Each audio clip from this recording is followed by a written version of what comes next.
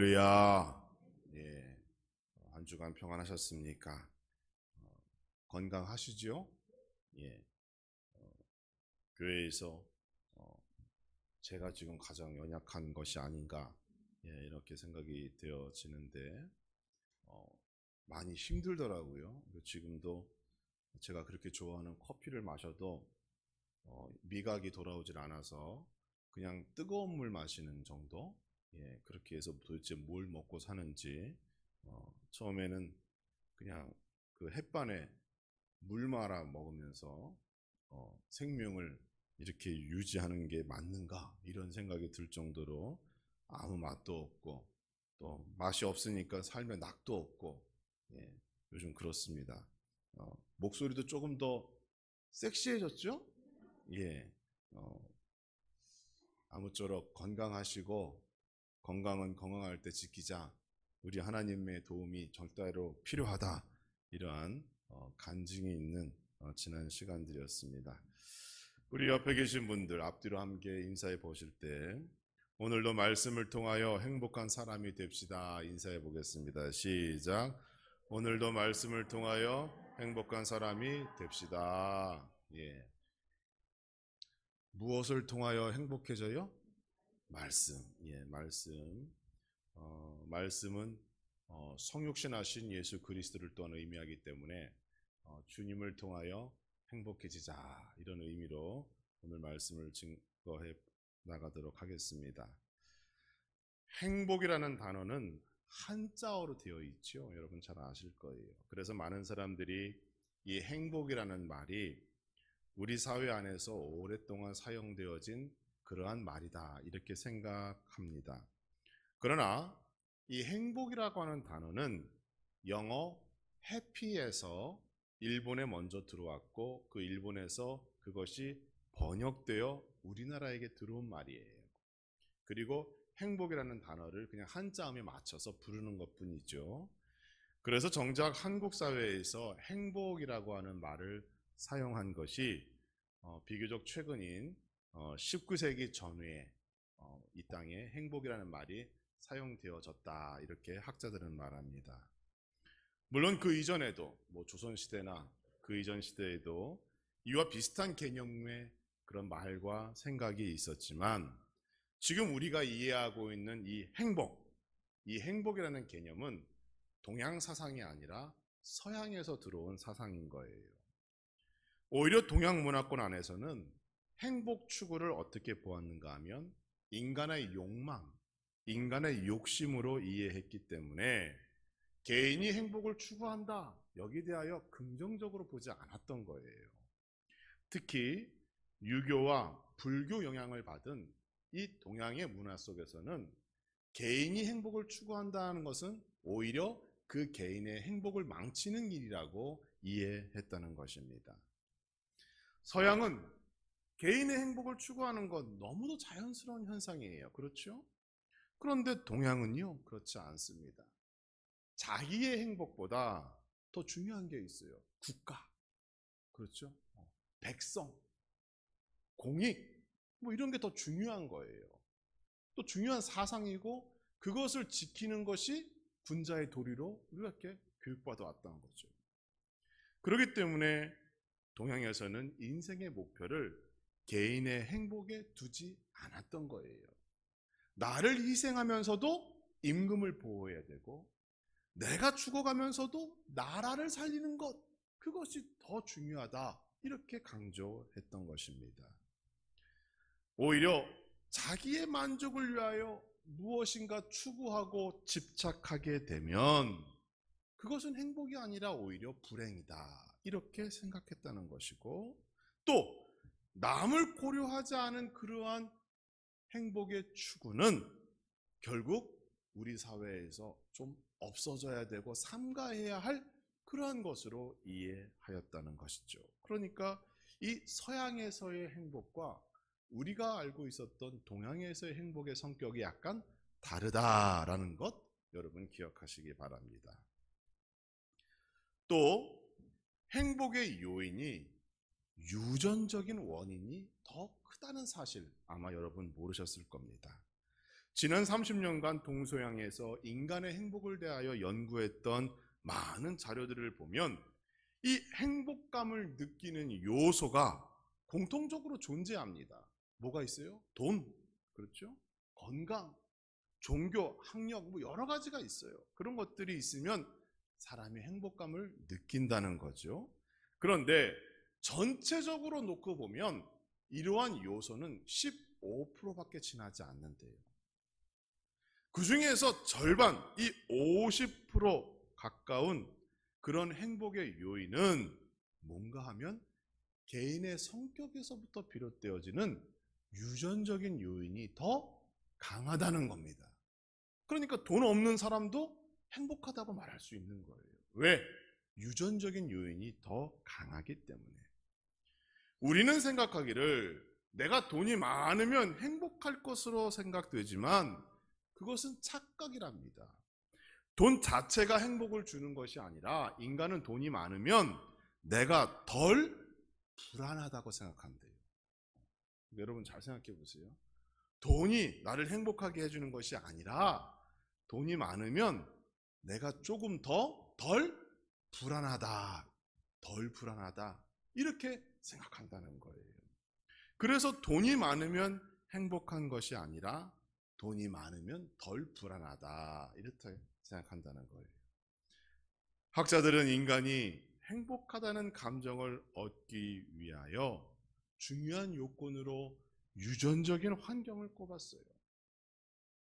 사람마다 행복 DNA가 존재한다는 거예요. 이 말은 내가 평소에 긍정적이고 만족을 느끼고 감사할 줄 알고 행복하다라고 스스로 고백을 하면 나뿐만이 아니라 나의 가족들, 나의 자녀들, 내가 속해져 있는 그 공동체도 함께 더불어 행복감을 느낄 수 있다는 말이죠. 반대로 맨날 내가 불행하고 나는 슬픈 사람이고 나 같은 불쌍한 사람이 없어 이렇게 얘기하면 나뿐만이 아니라 나의 배우자도 나의 자녀들도 그 집안 전체가 함께 더불어 불행해진다는 거예요. 이것이 바로 유전적 환경입니다.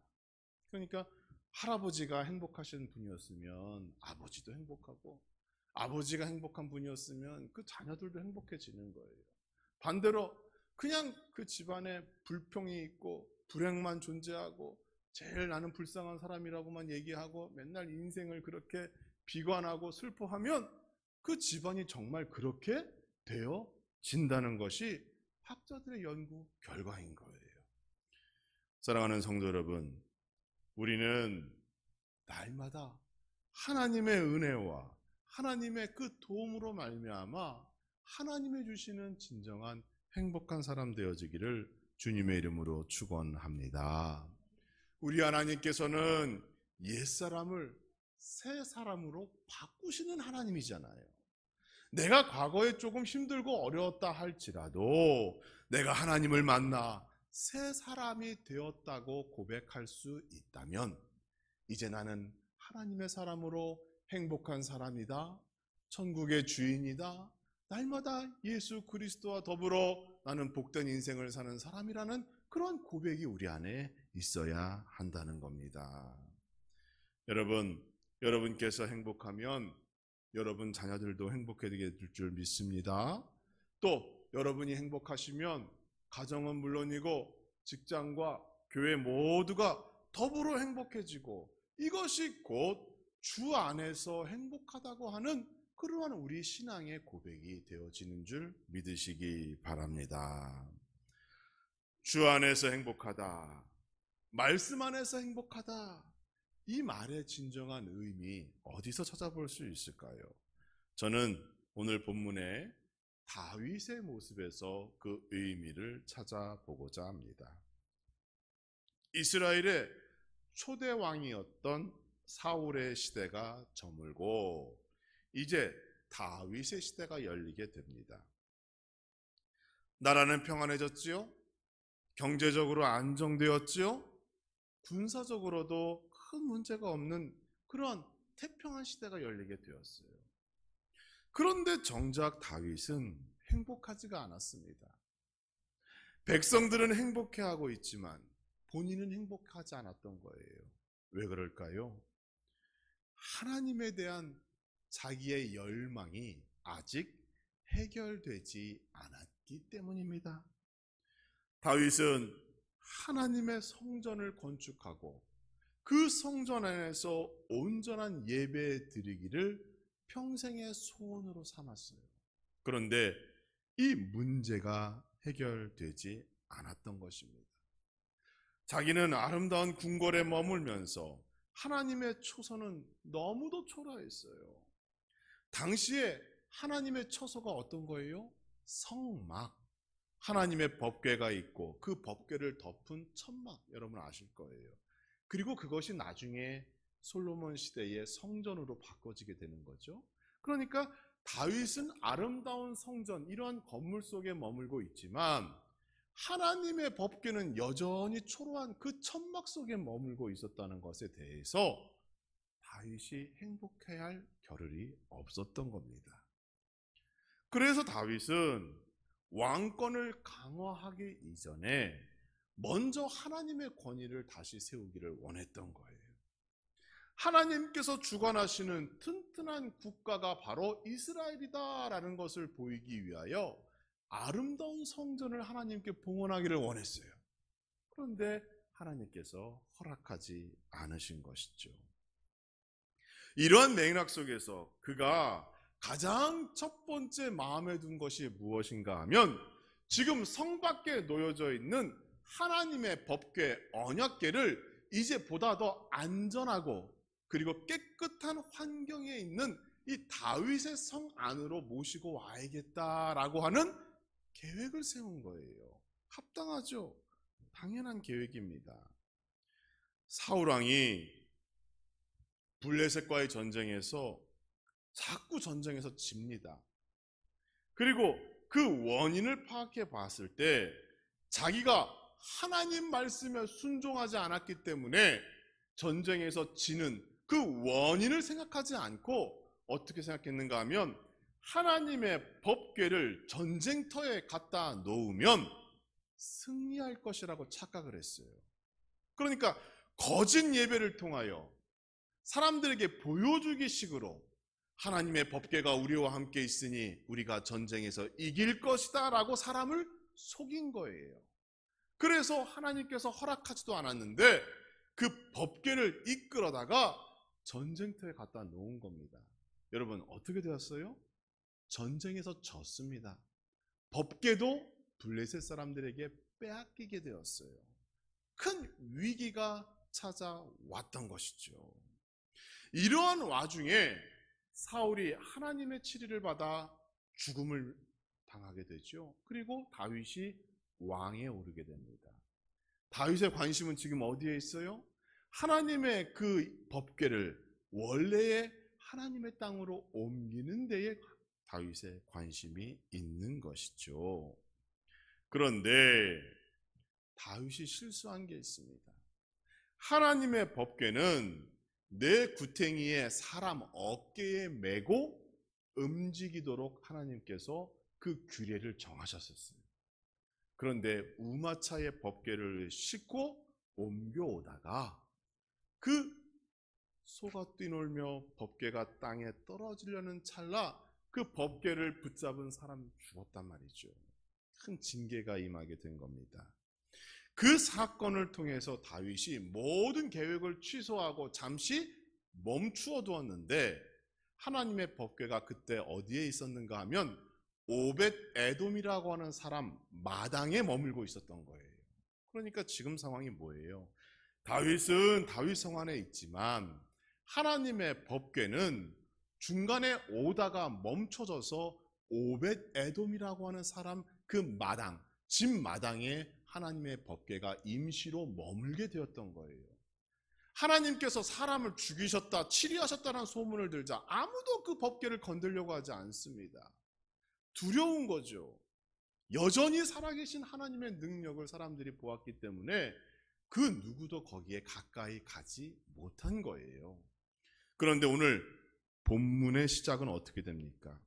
어떠한 사람이 다윗에게 달려와 소식을 전합니다. 하나님의 법궤가 오벳 에돔 그 집마당에 있는데, 아니 오벳 에돔이 하나님의 복을 받아서 그 집안도 잘 되고 재산도 늘어나고 하나님의 축복이 임하게 되었다고 하는 소식을 다윗이 듣게 된 거예요. 다윗은 생각했습니다. 하나님의 진노가 멈추었구나. 지금이야말로 절호의 기회다. 다시 하나님의 법궤를 성 안으로 모셔오자라고 생각을 하고 사람을 보냈어요. 오늘 본문에 뭐라고 나와 있습니까?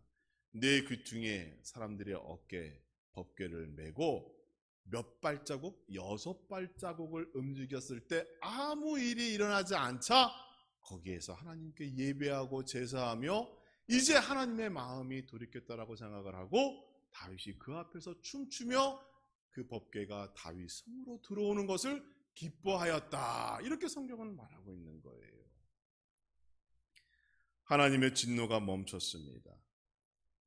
6발짝을 움직였으나 아무 일도 일어나지 않았어요. 다윗은 확신했습니다. 이제 드디어 하나님의 법궤 그 언약궤가 우리와 함께 할 수 있게 되었구나. 그래서 그는 뛰놀며 춤추며 노래한 겁니다. 어때요? 다윗이 진짜 행복한 그러한 모습을 백성들에게 보이게 되었다는 것이죠. 여기서 우리는 기억해야 합니다.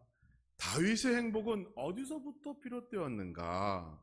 가장 먼저 하나님과 동행할 때에 행복이 시작되었더라 우리는 고백합니다.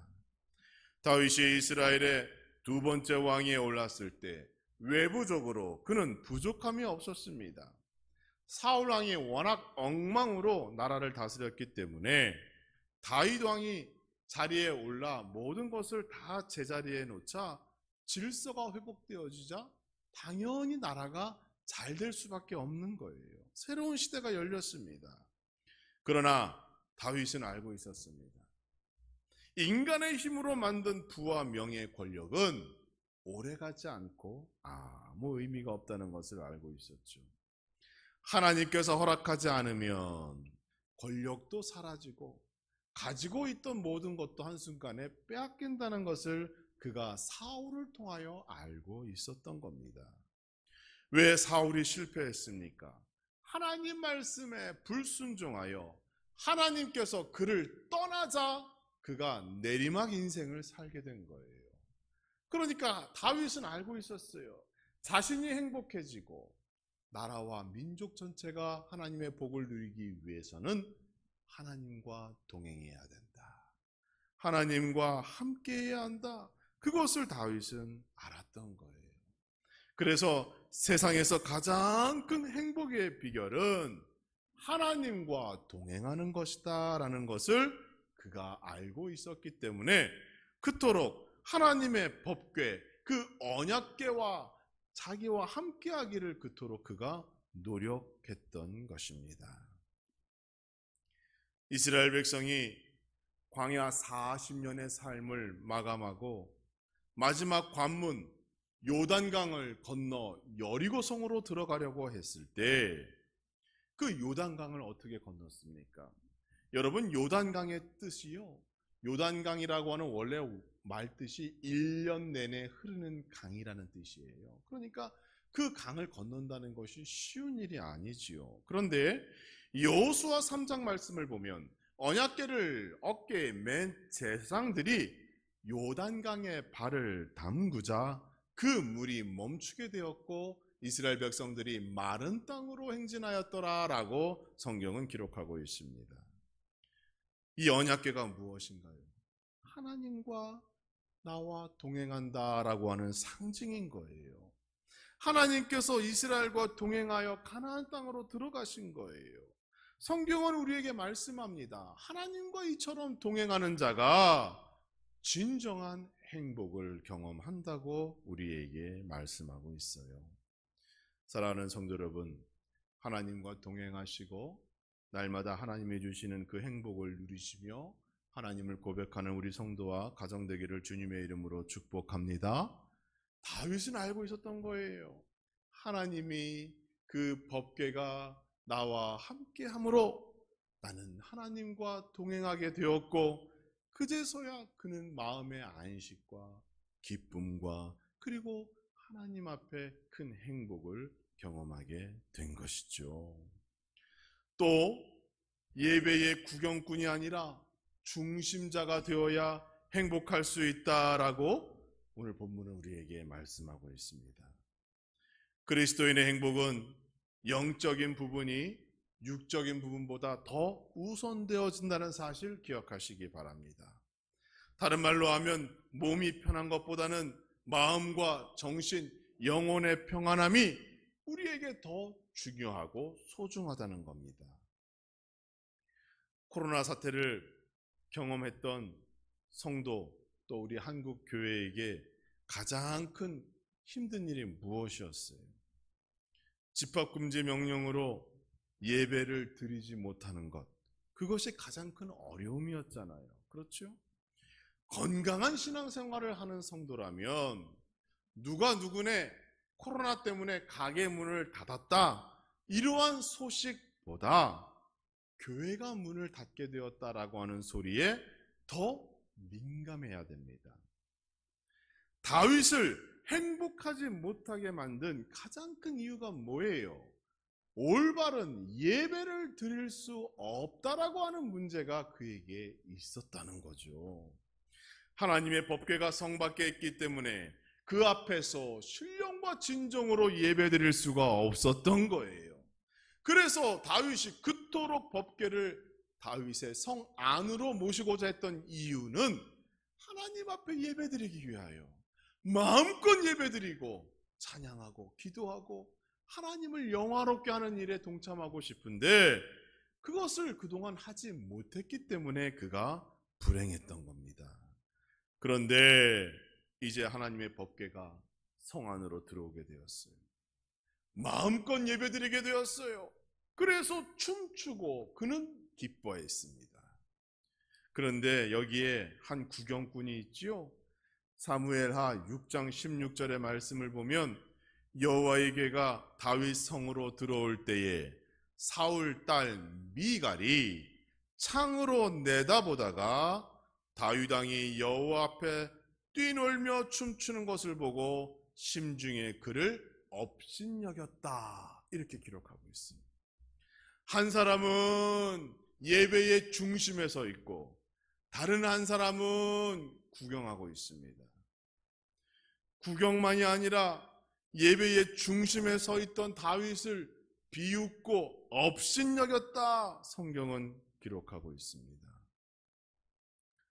사울의 딸 미갈은 사실 한 번도 하나님께 신령과 진정으로 예배 드린 적이 없는 그런 사람이었던 것 같아요.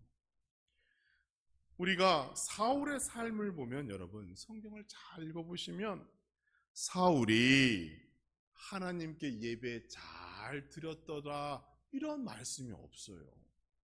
그러니까 그가 권력을 유지하기 위한 방법으로 종교는 이용할 수 있었으나 하나님께 신령과 진정으로 예배 드리는 그러한 가정은 아니었다는 것이고, 당연히 그의 딸 미갈도 하나님께 올바로 예배 드린다는 그 진정한 의미를 몰랐던 거예요. 예배에 대한 이해도 없었고 경험도 없었습니다. 그러니까 불쌍한 사람이지요. 왜냐하면 자기의 아버지가 왜 죽음을 맞이했어요? 하나님의 말씀을 무시하고 불순종하다가 죽음을 맞이한 거잖아요. 그러니까 그 딸들이, 그 자녀들이 지혜로웠다면 거기에서 교훈을 얻어야죠. 하나님께 예배 잘 드리는 것이 하나님의 복을 받는 길이라는 것을 알았어야 되는데도 불구하고 이 사울의 딸 미갈이 어리석은 자였기 때문에 하나님께 바른 예배 드리는 것이 얼마나 중요한지를 몰랐던 거예요. 그래서 다윗을 업신여기고 무시하고 멸시하였던 것이죠. 후일 하나님께서 징계하셨죠.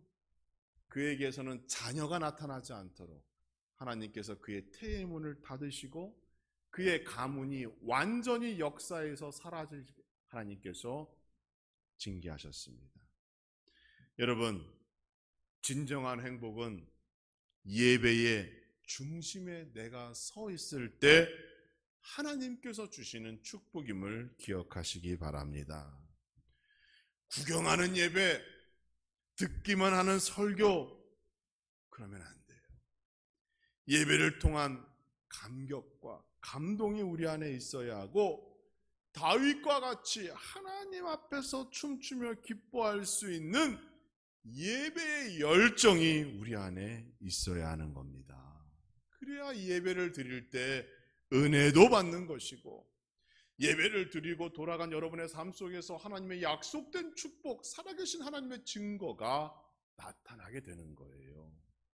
우리 암라주안교회 모든 성도님들, 이제는 예배를 미갈과 같이 구경하고 쳐다보는 데 끝나는 것이 아니라 다윗과 같이 중심에 서서 하나님께 참 예배자의 삶을 살아가는 우리 모든 성도 되기를 주님의 이름으로 축복합니다. 또 다윗의 행복은 나눔을 통하여 완성되어졌다라는 것, 오늘 본문은 우리에게 말씀해 주고 있지요. 오늘 본문의 말씀을 보면 다윗이 하나님께 드린 예배가 얼마나 은혜의 시간이었는지를 우리가 엿볼 수 있지요. 춤을 추며 하나님께 예배드리게 되었고, 하나님께 번제와 화목제로 제사드렸고, 또 여호와의 이름으로 백성들에게 축복까지 빌어주었어요. 그리고 돌아가는 백성들에게 남녀 모두에게 떡 한 개, 고기 한 조각, 건포도 떡 한 덩이를 나눠주며 모두가 기뻐하고 즐거워할 수 있도록 다윗이 배려하였다라는 것, 성경을 통하여 엿볼 수가 있습니다. 행복은 이처럼 전염성이 강합니다. 물론 불평도 전염성이 강하지요. 그러나 행복은 그 영향력이 오랫동안 지속되는 거예요. 여호와의 축복을 받고 떡과 고기를 안고 집으로 돌아가는 그 이스라엘 백성들의 모습을 한번 상상해 보시기 바랍니다. 모두가 즐겁고 모두가 행복하게 되었다는 거예요.